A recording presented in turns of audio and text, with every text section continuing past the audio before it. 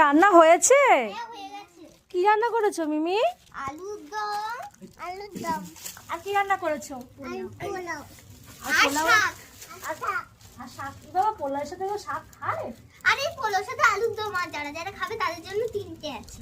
তাই? এটা প্রোটিন। দাও আমাকে দাও, আমি পোলাও খাবো, আমার খুব খিদে পেয়ে গেছে। দেখো ওরা অনেকক্ষণ থেকে খেলা করছে, ওদের খেলা দেখেও খুব ভালো লাগছে। খাবো? বাহ, আমাকে খেতে দিয়েছে। না তুমি খাও এটা, আর এটা আমি খাই। এ বাবা, পোলাওর সাথে কি শাক? না না, এগুলো পোলাও আর এটা আলুর দম। পোলাও সবুজ হয়? দেখো হয়। খেয়েছি, খুব ভালো হয়েছে।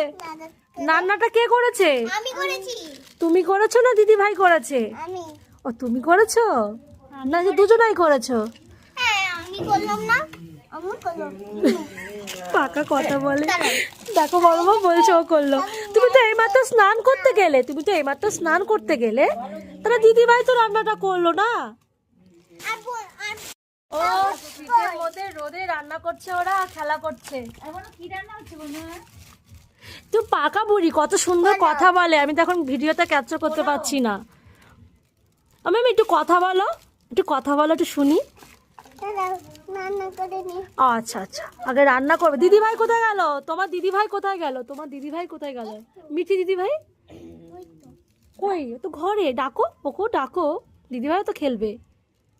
দিদিভাই রাগ করে। তোমার ওপর রাগ করেছে কেন? তুমি কি করেছো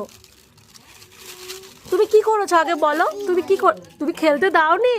দেখো স্বীকার করছে যে খেলতে দেয়নি।